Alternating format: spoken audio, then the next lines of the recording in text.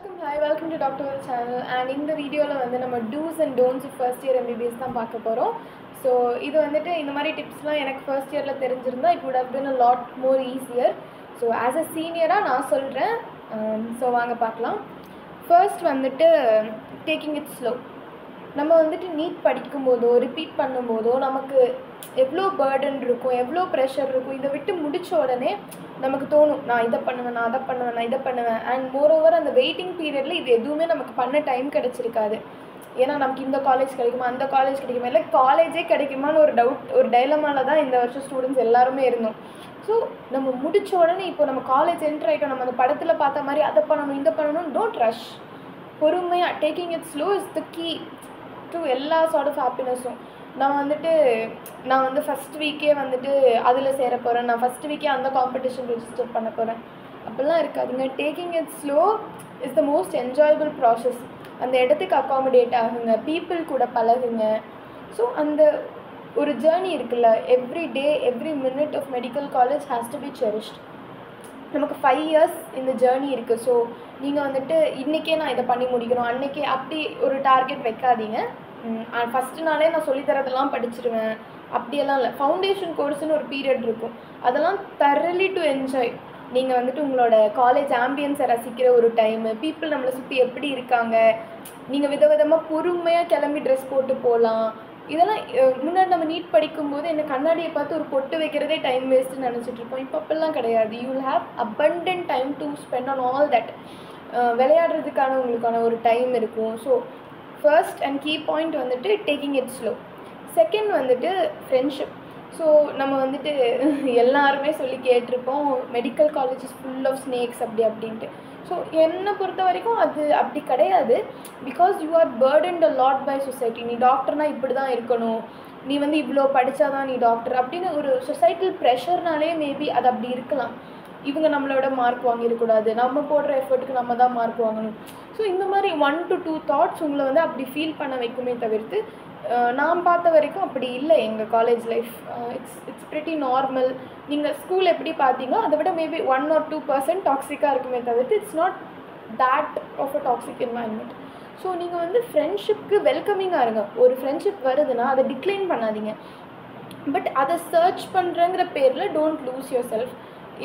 இப்போ உங்கள் ரூம்மேட்ஸோட நல்ல பாண்டில் இருங்க, உங்களோட பக்கத்து ரோல் நம்பர்ஸ் கூட நல்ல ஒரு பாண்டில் இருங்க. ஸோ யார்கிட்டையும் வம்பு வச்சுக்காதீங்க, யார்கிட்டையும் ரொம்ப அட்டாச் ஆகாதீங்க, எஸ்பெஷலி இந்த ஃபர்ஸ்ட் ஃபியூ மந்த்ஸ் அட்லீஸ்ட். அப்போது நம்மளுக்கு அவங்கள பற்றி எதுவுமே தெரியாது, அவங்களோட சின்ன சின்ன ஆஸ்பெக்ட்ஸ் மட்டும்தான் தெரியும். So it's too early to make a very big decision. நான் 5 வருஷமும் இவங்க கூட தான் இருப்பேன், நான் 4 வருஷமும் இவங்க கூட தான் இருப்பேன், இவங்க கல்யாணத்துக்கு நான் போய் டான்ஸ் ஆட போகிறேன். ஸோ இந்த மாதிரி தாட்ஸ் எல்லாம் இப்போவே வர்றது வேணாம், கொஞ்சம் வெயிட் பண்ணலாம். அதுக்கு வர்ற ஃப்ரெண்ட்ஷிப்பை நோ சொல்லாதீங்க, பட் ரொம்ப டெஸ்பரேட்டாக ஃப்ரெண்ட்ஸ் இருக்கணும் உடனே அப்படின்னு இருக்காதீங்க. கூட கிட்ட ரோல் நம்பர்ஸ், உங்கள் பேட்ச், உங்களோட என்டையர் பேட்ச் கூடயே ரொம்ப ஃப்ரெண்ட்லியாக இருங்க. பட் மற்றபடி ரொம்ப எக்ஸ்பெக்ட் பண்ணாதீங்க யார்கிட்டையும். இன்னொரு விஷயம் வந்து மெடிக்கல் காலேஜை பொறுத்த வரைக்கும் எல்லாருமே வந்து ஸ்டடீஸ். இது உங்களுக்கு ஃபர்ஸ்ட் ஃபியூ மந்த்ஸ் தெரியாது, ஏன்னா you will not have high frequency of tests அந்த மாதிரி இருக்காது. ஸோ உங்களுக்கு ஃபர்ஸ்ட் ஃபியூ மந்த்ஸ் இது எக்ஸ்பீரியன்ஸ் ஆகாது. பட் போக போக போக நம்ம கூட அவ்வளோ அட்டாச் ஆன ஃப்ரெண்ட்ஸே கொஞ்சம் உங்களை விட்டு மூவ் அப்பார்ட் ஆவாங்க. உங்கள் பேட்சோட என்ன சொல்கிறது, உங்கள் பேட்ச் எப்படி ஒரு நேம் மேக் பண்ணுதோ ஸ்டாஃபுக்கு இடையில, மேனேஜ்மெண்ட்டுக்கு இடையில, அதை பொறுத்து உங்கள் மேலே ரூல்ஸ் இம்ப்ளிமெண்ட் பண்ணுவாங்க மேனேஜ்மெண்ட் சைட்லேருந்து. ஸோ அதெல்லாம் ஒன்றா புதுசாக சொல்லும்போது உங்கள் கூட இருந்த ஃப்ரெண்ட்ஸே வந்து அடுத்த கொஞ்ச நாளில் கொஞ்சம் டிஸ்டன்ட் ஆகிற மாதிரி இருக்கும். ஸோ அந்த டைமில் வந்துட்டு இவங்க படிக்கிறதுனால தான் இவங்க வந்துட்டு ரொம்ப செல்ஃபிஷாக இருக்காங்க படிக்கிற விஷயத்தில் அப்படி நம்ம யோசிக்கிறதுக்கு பதிலாக அவங்க எஃபர்ட் போடுறாங்க, அவங்க மார்க் எடுக்கணும்னு நினைக்கிறாங்க அப்படின்னு அந்த ஒரு பர்சனை ஜஸ்ட் அவங்க மார்க்ஸை மட்டும் வச்சு டிசைட் பண்ண வேணாம். இவங்க வந்துட்டு நாங்கள் நல்ல மார்க் எடுத்தால் ஹாப்பி ஆக மாட்டேங்கிறாங்க, ஒவ்வொரு இண்டிவிஜுவல் ஒவ்வொரு மாதிரி. ஸோ ஸ்டடீஸுங்கிறது அந்த ஃப்ரெண்ட்ஷிப் க்ரைட்டீரியாவில் நம்ம ஸ்கூல் படிக்கும்போது பார்த்துருப்போம், நம்ம நல்ல மார்க் வாங்கும்போது நம்ம ஃப்ரெண்டு ஹாப்பி ஆகிறது. இங்கே அந்த மாதிரி இன்சிடெண்ட் உண்மையாக சொன்னால் ரொம்ப ரொம்ப கம்மி தான். உங்கள் கூடயே இருக்கிற ஒரு ஃப்ரெண்டே நீங்கள் நல்ல மார்க் வாங்கும்போது அது ஏற்றுக்கிற ஒரு மனப்பக்குவத்தில் இருக்க மாட்டாங்க. நாட் பிகாஸ் அவங்களுக்கு வந்து நீங்கள் முன்னேறதை பார்க்க வேணான்னு கிடையாது. பட் பிகாஸ் அவங்களுக்கான ஒரு இப்போ நீங்கள் ஒரு விஷயத்துக்கு அவ்வளோ எஃபர்ட் போடும்போது நீங்கள் தான் நல்லா பண்ணணும்னு நீங்கள் நினைப்பீங்க. பட் அது அங்கே நடக்காத போது அந்த ஒரு ஃப்ரஸ்ட்ரேஷன் இருக்குது. அது எல்லாருமே அப்படி இருப்பாங்கன்னு சொல்ல முடியாது. ஒரு 90% இன் மெடிக்கல் காலேஜ் அப்படி தான் இருப்பாங்க. ஸோ அந்த ஒரு ஆஸ்பெக்ட்லேயே நீங்கள் வந்துட்டு ஒரு ஃப்ரெண்ட்ஷிப்பை கொண்டு போகக்கூடாது. அவங்க அப்படி இருக்காங்களா சரி, அவங்களுக்கு அவ்வளோதான் தெரியுதுன்னு நம்ம அவங்கள ரொம்பவும் விலக்கி வைக்க வேண்டாம். நீங்கள் சொல்லி பாருங்கள், நம்ம நெக்ஸ்ட் டைம் ஒன்றா பண்ணிக்கலாம், ஒன்றா படிச்சுக்கலாம். ஸோ ரொம்ப இதை பற்றி திங்க் பண்ண வேணாம்னு சொல்லி அவங்கள அந்த ஒரு பேஸில் மட்டுமே ஜட்ஜ் பண்ணி ஒதுக்கி வைக்காதீங்க. அடுத்தது மோஸ்ட் இம்பார்ட்டண்ட், ஸ்டாஃபோட நீங்கள் எப்படி பிஹேவ் பண்ணுறீங்கிறது. நீங்கள் வந்துட்டு உங்கள் முகத்தை பார்க்கும்போது அவங்களுக்கு உங்கள் மார்க்ஸ் தெரியாது. நீங்கள் அவங்கள எப்படி க்ரீட் பண்ணுறீங்க, அவங்கள எப்படி விஷ் பண்ணுறீங்க, அவங்கக்கிட்ட நீங்கள் எவ்வளோ சரண்டர் ஆகுறீங்க, எவ்வளோ சரியாக பிஹேவ் பண்ணுறீங்க, அதுதான் அவங்களுக்கு தோணும். ஸோ கடைசியில் ஆகும்போது ஒரு ப்ராக்டிக்கலுக்கோ ஏதாச்சும் ஒரு சின்ன சின்ன விஷயமும் அவங்க சொல்லித்தரது தான் நமக்கு மைண்டில் நிற்கும். ஒரு ப்ராக்டிக்கல் எக்ஸாம்னு வரும்போது அவங்க கூட இருக்காங்கங்கிற தைரியத்தில் தான் நம்மளே கொஞ்சம் ரொம்ப கான்ஃபிடெண்ட்டாக எக்ஸாம் ஹால் போவோம். ஸோ அந்த ஒரு இதை நம்ம எந்த விதத்துலையும் கெடுத்துக்க வேணாம். எந்த ஒரு பிளாக் மார்க்கும் நம்ம கொண்டு வரக்கூடாது. ஸோ ஸ்டாஃப்ஸை வந்து 100% ரொம்பவே ரெஸ்பெக்ட்ஃபுல்லாக நடத்துங்க. நம்ம அந்த விஷயத்தில் எந்த கெட்ட பேரும் வரக்கூடாது. அவங்க தர அசைன்மெண்ட்ஸ், அவங்க தர ப்ராஜெக்ட்ஸ் எல்லாமே கரெக்டாக ஆன் டைமில் பண்ணி நம்ம முடிச்சிடணும். அவங்க 14th கேட்குறாங்கன்னா நம்மளும் அந்த 14th சப்மிட் பண்ணணும். முன்னாடி நாளும் நீங்கள் பண்ண மாட்டீங்க கண்டிப்பாக. காலேஜ்லாம் வந்தால் அட்லீஸ்ட் அடுத்த நாளெல்லாம் போகாமல் எந்த எக்ஸ்கியூஸும் கேட்காம abide by what they say. அவங்க எக்ஸ்பெக்ட் பண்ணுறது டிசிப்ளின் அண்ட் ரெஸ்பெக்ட். இது ரெண்டும் நீங்கள் கொடுத்துட்டிங்கனாலே you're a very good student. And உங்களுக்கு என்ன ஆனாலும் அவங்க உங்களை பாஸ் பண்ண தான் ட்ரை பண்ணுவாங்க. அடுத்தது வந்துட்டு சீனியர்ஸ். ஸோ ஸ்டாஃபை நீங்கள் எவ்வளோ தூரம் நல்லா ட்ரீட் பண்ணுறீங்களோ அவ்வளோ தூரம் அவங்க கிளாஸ் ரூமில் ஹெல்ப் பண்ணுவாங்க. சீனியர்ஸை எவ்வளோ தூரம் நீங்கள் ரொம்ப ஃப்ரெண்ட்லியாக, ரொம்ப ரெஸ்பெக்ட்ஃபுல்லாக ஹாஸ்டல்ஸில் வச்சுக்கிறீங்களோ, அகாடமிக் பிளாக்கில் வச்சுக்கிறீங்களோ அவ்வளோ தூரம் உங்களுக்கு யூனிவர்சிட்டி எக்ஸாமுங்கிற டைமில் அவ்வளோ ஹெல்ப் பண்ணுவாங்க. இப்போ உங்களுக்கு ஒரு கான்செப்ட் தெரியணும்னா அவங்க டைம் எடுத்து, அவங்க எஃபர்ட் எடுத்து தான் நமக்கு சொல்லி தருவாங்க. இப்போது சிலவங்க இருக்காங்க, இப்போ வந்து ஒரு சின்ன உன் பேர் என்ன, ஊர் என்னன்னு கேட்டாலே ராகிங்னு கம்ப்ளைண்ட் பண்ணிடுறாங்க. So there is a difference between friendly ragging and there is a difference between harsh ragging.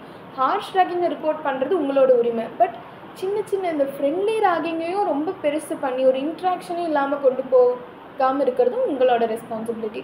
ஒரு ஃப்ரெண்ட்லி ராகிங் வரும்போது ஜாலியாக நீங்களும் அதை என்ஜாய் பண்ணி அவங்களும் என்ஜாய் பண்ண வச்சு அந்த மாதிரி ஒரு கான்வர்சேஷனே நமக்கு இருக்கிறது நல்லது தானே. இப்போது டோட்டலாக இன்ட்ராக்ஷனே இல்லாமல் போச்சுன்னா நமக்கு எப்படி தெரியுங்க? நம்ம காலேஜில் தான் படித்தாங்கன்னு எப்படி நமக்கு தெரியும்? நமக்கு தெரியவே வாய்ப்பு இல்லை இல்லையா? ஸோ அவங்க உங்ககிட்ட பேசுகிறாங்களா, ஃப்ரெண்ட்லியாக பேசுகிறாங்களா, அவங்க 1-2 வேலை சொல்கிறாங்களா, உங்களால் முடியாதுங்கும்போது தெளிவாக நோ சொல்லிவிடுங்க. பட் இந்த பேர் கேட்குறது, ஊர் கேட்குறது, அந்த மாதிரி விஷயத்தையெல்லாம் எதுக்கு ரிப்போர்ட் பண்ணிக்கிட்டு அவங்களோட ஒரு இன்ட்ராக்ஷன்னு நம்ம எடுத்துக்கலாம்ல. அடுத்தது வந்துட்டு இது வந்து ரொம்ப முக்கியம். ஏன்னா இப்போது நம்ம வந்துட்டு ஒவ்வொருத்தவங்க ஒவ்வொரு ஊர்லேருந்து வருவாங்க. ஒவ்வொருத்தவங்களுக்கும் ஒவ்வொரு சென்டிமெண்ட்ஸ் இருக்கும். ஒவ்வொருத்தவங்களுக்கும் ஒவ்வொரு விஷயம் ரொம்ப நல்லா வரும். சிலவங்களுக்கு ஒரு விஷயம் ரொம்ப ஸ்லோவாக வரும். மற்றவங்க சொல்கிறது புரியாது. இப்போ ஃபார் எக்ஸாம்பிள் சிலவங்க ரொம்ப போல்டாக இருப்பாங்க. சிலவங்களுக்கு இந்த கை குத்துறதுலாம் பயம் இருக்காது. கெடாவர் பார்க்க பயம் இருக்காது. நிறைய பேரோட பேரண்ட்ஸே டாக்டர்ஸாக இருக்கும்போது அவங்களுக்கு இதெல்லாம் எதுவுமே புதுசாக இருக்காது. இப்போ நம்மலாம் ஸ்டெத்தஸ்கோப் ஃபஸ்ட் டைம் அவ்வளோ கிட்டக்க நம்ம போட்டு பார்க்குறோம். மற்றவங்களுக்கெல்லாம் ஸ்டெத்தஸ்கோப் அத்தனை தடவை போட்டு பார்த்துருப்பாங்க. அந்த மாதிரி இருக்கிறவங்களும் இருப்பாங்க. சிலவங்க வந்துட்டு எக்ஸ்ட்ரீம்லி ரூரல்லேருந்து வருவாங்க. அவங்கெல்லாம் ஸ்டெத்துன்னா அந்த படத்தில் பார்த்த ஒரு ஐடியா மட்டும்தான் இருக்கும். இல்லை ஹாஸ்பிட்டல் போகும்போது அவங்க மேலே வச்சு பார்த்தும்போது மட்டும்தான் ஐடியா இருக்கும். ஸோ இது ஒரு சின்ன விஷயம். ஸ்டெத்துங்கிறது ஒரு சின்ன விஷயம். அப்போ நம்ம வந்துட்டு அந்த எல்லாமே ஒரு பேலன்ஸ்டாக கொண்டு போகணும். சிலவங்க லைக் எல்லாமே நம்மளுக்கு தான் தெரியும்னு இருக்கக்கூடாது. இல்லை நமக்கு ஒன்றுமே தெரியாதுன்னு இருக்கக்கூடாது. தெரியாத விஷயத்த கற்றுக்கலாம், தெரிஞ்ச விஷயத்த சொல்லித்தரலாங்கிற ஒரு பேஸ் லைனில் போனோம்னா ஒரு ரொம்ப க்ளீனான ஈஸியான ஒரு காலேஜ் லைஃப், நம்ம என்ஜாய் பண்ணுற ஒரு காலேஜ் லைஃப் நம்மளுக்கு கிடைக்கும். அடுத்தது வந்துட்டு நம்ம ஒரு batch of 150, so MGR university படி நம்ம 150 100 இல்லை 250 இந்த மாதிரி ஒரு பேட்ச் கொடுக்குறாங்கனாலே அதுக்கு ஏதாவது ஒரு பர்பஸ் இருக்கும். ஸோ நம்ம வந்துட்டு ஒவ்வொருத்தவங்க கிட்டேயும் ஒவ்வொரு நல்ல விஷயம் கற்றுக்கலாம். இப்போது உங்களால் ஒரு விஷயம் தனியாக கன்ஃபார்மாக பண்ண முடியாது. படிக்கிறது உங்களோட ஒரு பேசிக்கான ஒரு விஷயம். பட் நிறைய விஷயம் அதை தாண்டி இருக்குது. ஒரு ஸ்போர்ட்ஸ் டீம் பில்ட் பண்ணுறீங்களா, அதுக்கும் ஒரு டீம் ஒர்க் தேவைப்படும். எல்லா விஷயத்துக்குமே ஒரு டீம் ஒர்க் தேவைப்படும். ஒரு ப்ராஜெக்ட்டோ, ஒரு ஸ்கிட்டோ, ஒரு ட்ராமாவோ என்ன பண்ணிங்கனாலும் team work is key.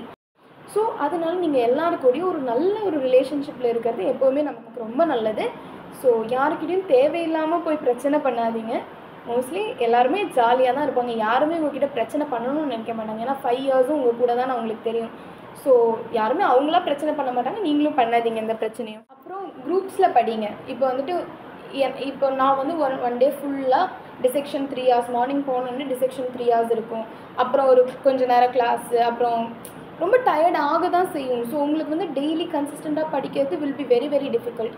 So நீங்கள் என்ன பண்ணலாம், குரூப் ஸ்டடி பண்ணலாம். குரூப் ஸ்டடி பண்ணும்போது அட்லீஸ்ட் 3 பேராச்சும் இருக்கிற மாதிரி பார்த்துக்கோங்க. ஏன்னா இப்போ 2 பேர் இருக்காங்க, நான் வரலன்னு சொல்லும்போது இன்னொருத்தவங்களும் கன்ஃபார்மாக வர மாட்டாங்க. ஸோ குரூப் ஸ்டடி பண்ணும்போது அட்லீஸ்ட் வந்து ஒருத்தவங்களோட புஷ்னால மற்ற 2 பேரும் வந்து படிப்பாங்க. இப்போ 2 பேர் படிச்சுட்டு இருக்கிறத பார்த்து இன்னொருத்தவங்களும் கன்ஃபார்மாக வந்து படிப்பாங்க. ஸோ அந்த மாதிரி நீங்கள் குரூப்பாக படிக்கும்போது ஒருத்தவங்களுக்கு ஒரு 2 மணி நேரம் ஒரு டாபிக் எடுக்கிறது வித்தின் 30 minutes நம்ம படித்து கிளியராக முடிச்சிடலாம். ஸோ அந்த மாதிரி ஒரு நல்ல ஸ்டடி குரூப்பை ஃபார்ம் பண்ணிக்கோங்க வித்தின் த ஃபர்ஸ்ட் 2-3 months. அப்புறம் வந்துட்டு இன்னொரு வெரி இம்பார்ட்டன்ட் திங், மெடிசனை பொறுத்த வரைக்கும் நீங்கள் ரொம்ப போல்டாக இருக்கணும். நீங்கள் எடுக்க வேண்டிய டிசிஷன்ஸ் எல்லாமே ரொம்ப போல்டாக தான் இருக்கணும். நீங்கள் வந்து உங்களோட ஒப்பீனியன்ஸை வாய்ஸ் அவுட் பண்ணணும். ஆனால் மற்றவங்க ஒப்பீனியன்ஸை கேட்காத அளவுக்கும் உங்கள் ஒப்பீனியன்ஸை நீங்கள் வேல்யூ பண்ணக்கூடாது. ஒரு மாதிரி மிக்ஸ்டாக நீங்கள் ஒரு என்ன சொல்கிறது, உங்களோட வாய்ஸும் கேட்கணும், மற்றவங்க வாய்ஸையும் நம்ம சப்ரெஸ் பண்ணக்கூடாது. அந்த ஒரு பேலன்ஸில் நம்ம மெடிசன் பொறுத்த வரைக்கும் எல்லாமே அப்படி தான் இருக்கணும்.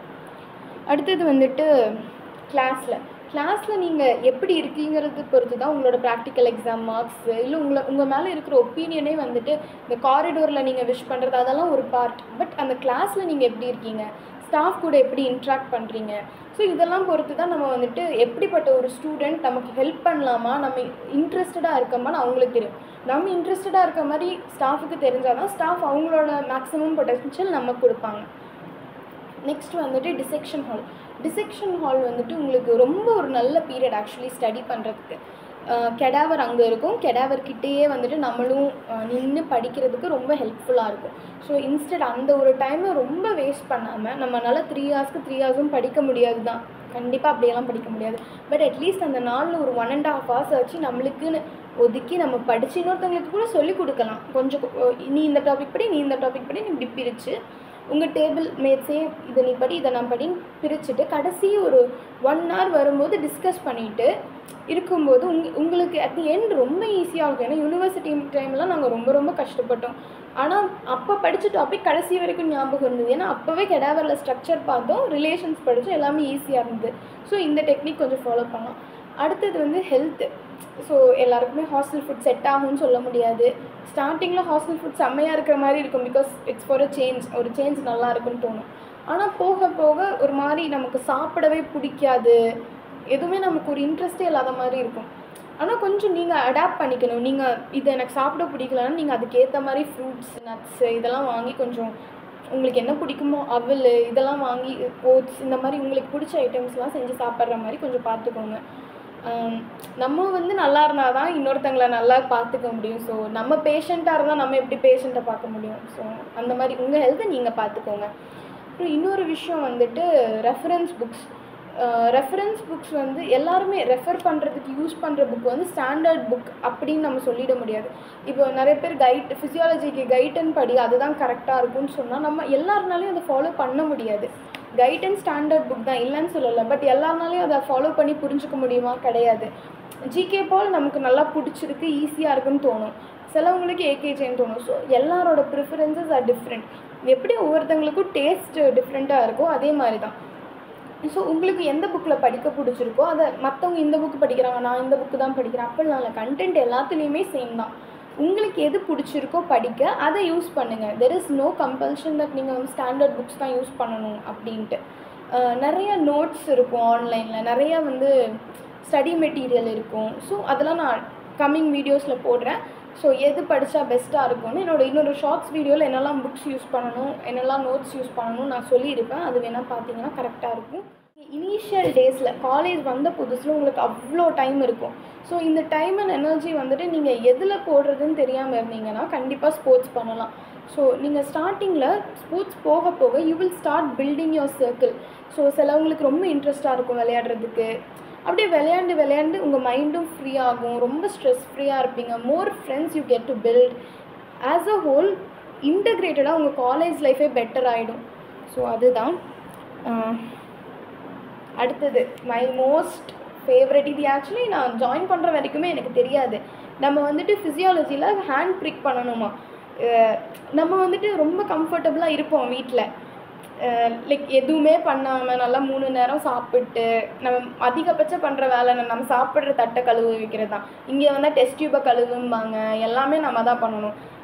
இங்கே வந்த உடனே வந்துட்டு எங்களை ரோல் நம்பர் வைஸ் அரேஞ்ச் பண்ணி வச்சுட்டு லான்செட் எடுத்துகிட்டு போங்கன்ட்டாங்க. எங்களுக்கு எதுக்குன்னே தெரியல. அதுக்கப்புறம் எல்லோரும் வாங்க ஒருத்தங்க கையை நீட்டுங்கன்னு சொல்லிவிட்டு கையை பிடுங்கி எதுக்கோ பண்ணாங்க. என் கையே இல்லை, வேறு யாரோ கை நீட்டி இப்படி ஒரு சொட்டு விட்டாங்க. எனக்கு ஐயோ கையை குத்துறாங்கங்கிற மாதிரி பயமாக இருந்தது. அப்புறம் சரி அவங்களுக்கு மட்டும் தான் டெமோ பண்ணுறாங்க போலன்னு பார்த்தா எல்லாரையும் பண்ண சொல்லிட்டாங்க. ஃபஸ்ட்டு சரி நம்ம தான் கொஞ்சம் பயப்படுவோம் தானே, நான் லான்செட்டை ஃபஸ்ட்டு குடுக்குடுன்னு எடுத்துகிட்டு போயிட்டு அன்றைக்கி ஏதோ ஒரு 2 எக்ஸ்பெரிமெண்ட் பண்ண வேண்டியிருந்தது. நான் குத்துறேன், இப்படி போகுது, இதுக்கு மேலே போக மாட்டேங்குது. திருப்பி இப்படி போகிறேன், இதுக்கு மேலே கை போக மாட்டேங்குது. கூட இருக்கிற 2 பேர் எக்ஸ்பெரிமெண்ட்டை முடிச்சுட்டு உட்காந்துருக்காங்க. என்னை என்கரேஜ் பண்ணுறேங்கிற பேரில் வந்துட்டு அவங்க குத்தியும் விட மாட்டுறாங்க.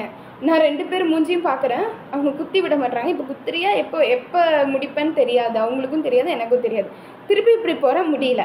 அப்புறம் கடைசியில் எல்லா கரேஜையும் மஸ்டர் அப் பண்ணிவிட்டு அப்பவும் போன சத்தியமாக முடியல. பக்கத்தில் யாரோ குத்தி விட்டாங்க. ஆனால் போக போக என்னாலேயே பண்ண முடிஞ்சிச்சு. ஒரு 10 ப்ராக்டிக்கல் இருக்குன்னா ஒரு 8 ப்ராக்டிக்கலுக்கு அப்புறம் நானே குத்த ஆரம்பிச்சிட்டேன். ஸோ என்னால் முடியும்னா கண்டிப்பாக உங்களாலேயே முடியும். So MBBS requires blood, sweat, tears. இது சும்மா சொல்கிறது இல்லை, எல்லாமே தேவைப்படும் நமக்கு. ஸோ நம்ம உடம்புலேருந்து முடி போகும், ரத்தம் போகும், வேர்க்கும், எக்ஸாம் டைமில் கண்ணுலேருந்து கண்ணீர் வரும், ஏன் இதை சூஸ் பண்ணோன்னு. But ultimately remember one thing, you are living the life everyone dreamed ஆஃப்ங்கிறத விட நீங்கள் ட்ரீம் பண்ண ஒரு லைஃப் இப்போ உங்கள் கையில். இதுலேருந்து ரத்தம் போனால் என்ன போனால் என்ன, ஃபைனலி நீங்கள் வந்து அந்த ஒயிட் கோட் போட்டு கெத்தான ஒரு டாக்டராக இருக்க போகிறீங்க. So all the best to all my juniors to first year MBBS and by.